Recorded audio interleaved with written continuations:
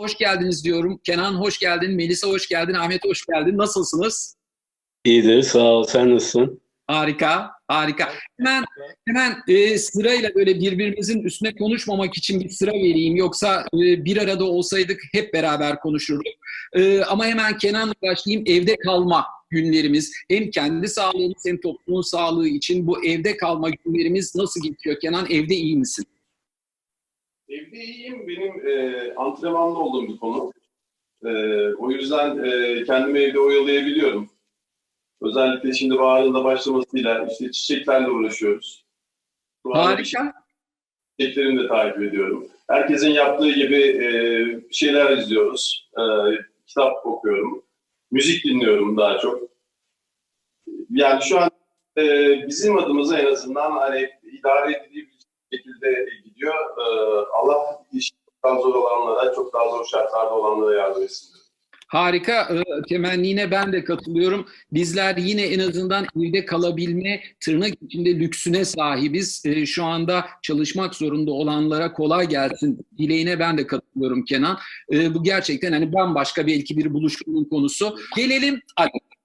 Emre Kayış'ın senaryosu, Emin Alper, harika yönetmen Emin Alper'in rejisiyle bence izlediğim kadarıyla her bir bölümü kendi içinde bir film, toplamı da uzun ve katmanlı bir film.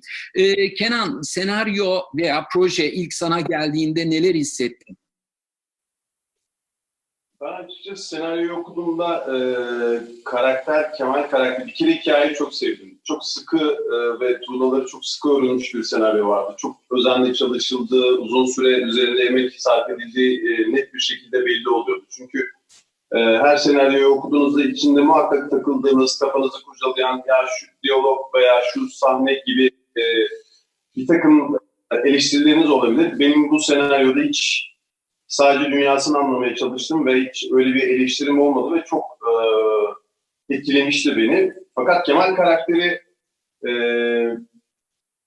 benim genel kastım direkt yani baktığınız zaman bu Kenan İmirzalıoğlu kastı diyeceğiniz bir kast değildi bence. Hatta bunu ilk buluşmamızda Emin Alper'e de sordum. Emin'e onu söylemiştim. Yani Kemal deyince ilk aklına gelen oyunculardan biri miyim dedim. Emin de bütün samimiyetiyle hayır demişti. Evet. Ve sonrasında ama dedim Kemal'in bir oyuncuya ihtiyacı var. Ben de dedim ki oyunculuk yapabileceğimi düşünüyorum. Ne dersin dedim. Ona %100 inanıyorum dedim. Ve o şekilde yola çıktık. Ve bu senaryonun başında da Emin Alper'in olması tabii hepimizin içini rahatlatan, sırtını yasladığı, güvendiği bir dağ gibiydi Emin Alper ismi. Orada oyuncu için. Çünkü Emin'in işlerinde oyuncu bütünlüğünü hep görürsünüz. Ne kadar etkili olduğunu sahnelerinde hep bir muhakkak kendi dengesi vardır. Ve o dengeyle de bu işi çıkardığımızı düşünüyorum. Biz tabii seni bugüne kadar daha dışa dönük karakterlerde izlemeye alışık olduğumuz için Kemal'in o özellikle başlarda daha içe dönük dünyası bence izleyenlerin de çok ilgisini çekecek. Senin başka bir oyunculuğunu da görmüş olacaklar diye düşünüyorum. Ben bir polisiye hayranı olarak bir de biraz galiba eski usul polisiye hayranı bu ikililere, bu ortaklara, bu ters köşe ortaklara bayılırım. Bayılırım.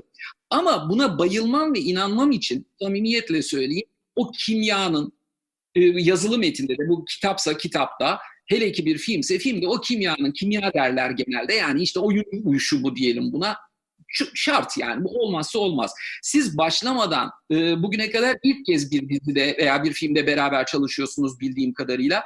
Dolayısıyla başlamadan bir ön tırnak içinde söyleyeyim muhabbet ettiniz mi? Ya biz nasıl bir ikili olacağız muhabbeti oldu mu? Kenan önce sana sorayım. Aslında Ahmet abiyle biz ilk yazı turada daha sonrasında Ejder Kapanı'nda oynadık. Çok karşılıklı sahnelerimiz olmasa da. Ama Harika doğru. Doğru haklısın. fakat ilk defa bu kadar karşılıklı ortak sahnelerimiz oldu. Öncesinde tabii bu adamlar nasıl adamlar, nerelerde ortak faydaları var, farkları neler, dertleri neler diye. Bir de Ahmet abi hem yaşı itibariyle hem oyunculuk kariyeri ve derinliği açısından da benim fikirlerini rahatlıkla dinleyeceğim ve soracağım bir kişi olarak Ahmet abiyle beraber Kemal'in üzerine de çok konuştuk. Sağ olsun bana çok yardımcı da oldu. Ayrıca o derinde o yaralarını nasıl toparlıyorlar, motivasyonları ne? Onlara kadar tabii ki olur Ahmet abiyle beraber konuştuk paylaştık. Kenan'ın söylediği gibi biz daha önce iki işte çok da birlikte vakit geçiremeden evet karşılaştık, tesadüf ettik diyelim. Ama tabii Kenan'la dostluğumuz, arkadaşlığımız oldukça eskidir. Eskiden mahalle arkadaşıydık, şimdi o taşındı falan. Yani Kenan bir kere çok kurcalayan, çok soru soran, çok dertli bir oyuncu tipi. Ki onlarla çalışmak çok zevklidir. Ben de nispeten öyle olduğunu düşünüyorum. Kenan'la hem Kemal üstüne hem Settar üstüne hem de genel olarak Alef üstüne çok uzun uzun oturup konuşma fırsatımız oldu. İkimiz de hevesli ve çalışkandık.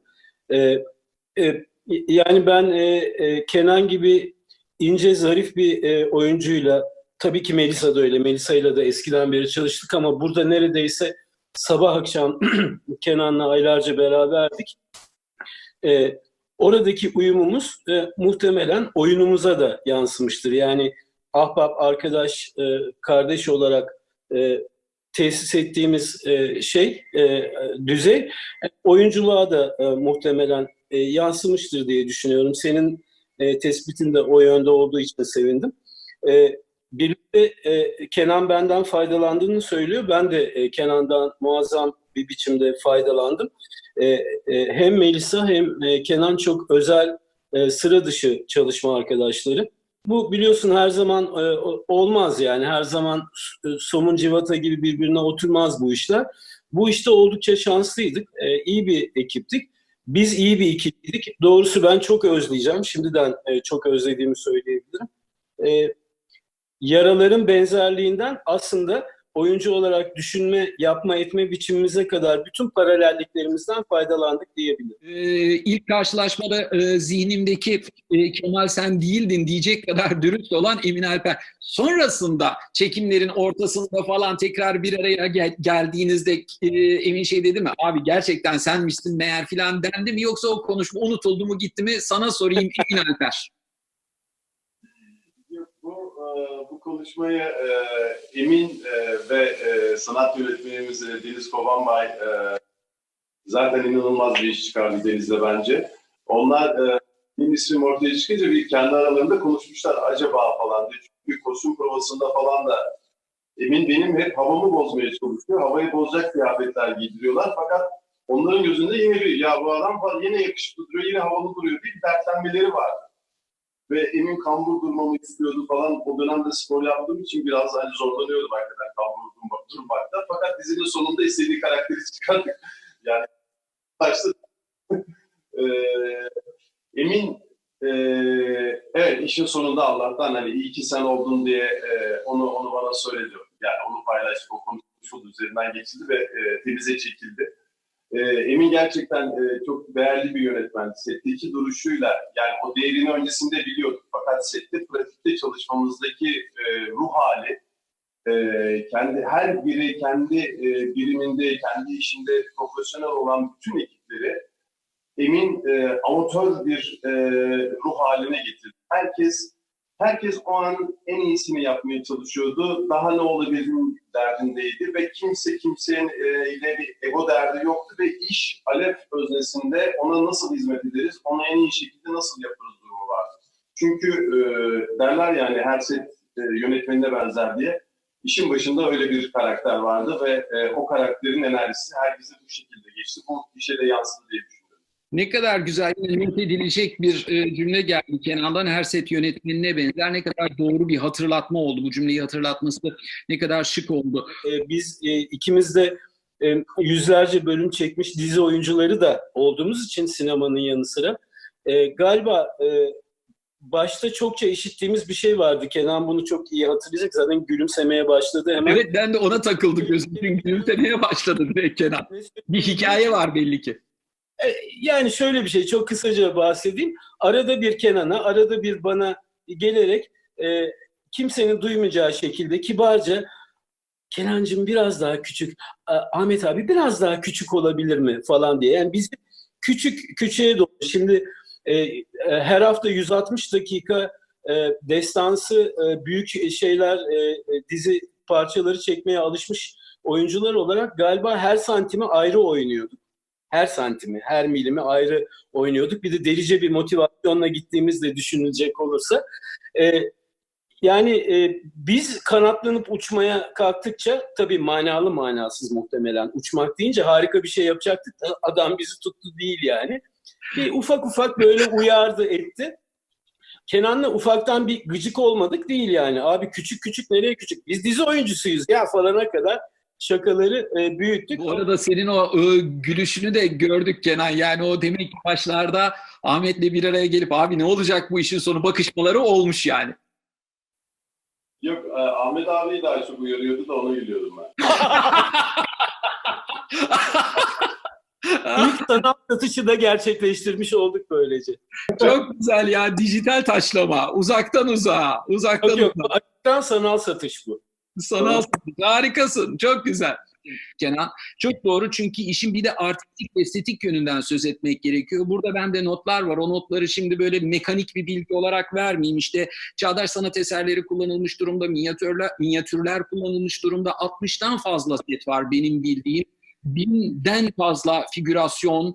Yani söylenebilecek teknik çok şey var. Onun haricinde 3D var, 2D yani 3 boyut, 2 boyut, CGI, green screen, bütün teknolojiden de faydalanılmış durumda ki yoğun bir faydalanma var. Ama bir yandan da izlediğimiz iş hiç de öyle mekanik bir iş değil. Bildiğin sokaklardayız. Bu benim için çok önemli. Yani evet, bir yerler düzeltilmiş belki green screen'de falan filan daha sonra postunda, ama biz pırıl pırıl bir iş seyrediyoruz. İşin birazcık artistik ve estetik yönünden söz eder misin Kenan? Ben 21 yıldır bu sektördeyim. Gerçekten Deniz bugüne kadar çalıştığım en önemli sanat yönetmenlerinden ve sanat ekibine sahip bir iş çıkardı. Ve ekibi de çok özeldi, çok profesyonellerdi. Her girdiğimiz mekanda, o mekanda kim yaşıyorsa sanki onun karakterine dair, derinliğine dair duyguyu o girdiğiniz mekan size veriyordu. Bazı mekanlarda gerçekten Ahmet abinin zor anlar yaşadığı durumlar oldu. Yine sakinleştirmek ve yardımcı olmak bana düştü. Siz ne yaşadınız ya? Siz ne oldu? Melisa ne olmuş oralarda? Kenan sen bana mı yürüyorsun ya? Anlamadım ki. Abi ufak bir Transpirey'in evine giriyoruz. Dizide sen izledin Yekta. Kaç bölüm izledin Yekta? Esas ben şimdi az önce yani bir saattir konuştuğum 2 bölüm mü? Çok merak ediyorum. Aslında biz üçümüzün sana soruları var. 2 bölümle ilgili bana istediğinizi sorun. Gel ben sana sahne sahne anlatırım. Bakışlar, makışlar, açı, kadraj, buradan istediğini anlatırım. Çok güzeldi çünkü. 2 bölüm izleyebildim henüz. Gerçekten dediğim gibi her mekanda o karakteri yaşatıyorlardı ve kullandıkları renkler bir taraftan çok renkli ama bir taraftan da çok doğal duruyor. Yani aman yakışıklı dursun, aman süslü dursun diye dışarıdan konulmuş gibi görünen hiçbir şey yoktu. Her şey oraya aitti. Mesela benim evimde benim iç ruh halim gibiydi. Bomboştu fark ettiysen. Gördün mü? Tabii çok az görmüştüm. Tabii gördüm. Sona doğru bir sahne de var. Balkonda telefon geliyor. Bak detaylı anlatmayayım şimdi, sır vereceğim izlemeyene. Evet. Bir iş çıkarttılar bence gerçekten. Her mekanda onu hissettirdiler. İşin sanatsal estetiğini gerçekten çok yükselttiler. Yani o atmosferi de izleyen seyircilerimiz fark edeceklerdir. Deniz'in emeğine de ve ekibin emeğine gerçekten ben buradan teşekkür etmek istiyorum. Aynı soruyu size de sormak istiyorum. Burayı soramıyorum ama şöyle bir şey sorarak belki de final yapabiliriz. Bu diziyi birine önerecek olsanız seyretmesi için hangi cümleyle, ya seyret çünkü çok heyecanlı, ya seyret çünkü iyi şekilde, hangi cümleyle önerirdiniz? Kimden başlayayım? Ahmet senden başlayayım. Bu diziyi seyredin. Çünkü bittiği zaman sadece hikayeyi ve olanları hatırlayacaksınız. Başka şeyler değil. Hangi oyuncu ne yapmıştı, kim yönetmişti, kim görüntüyü çekmişti falan değil.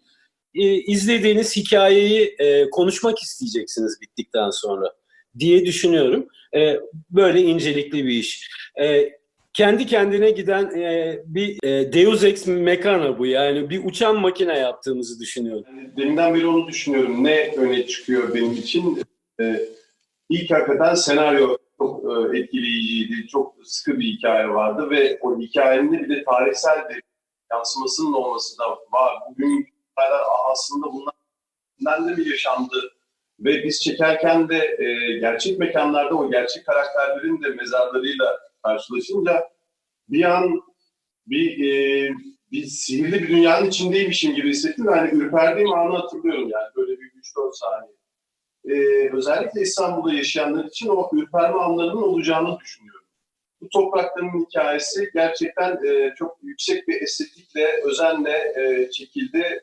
Umarım izleyenler de aynı keyfi alacaklar, beğenecekler diye düşünüyorum.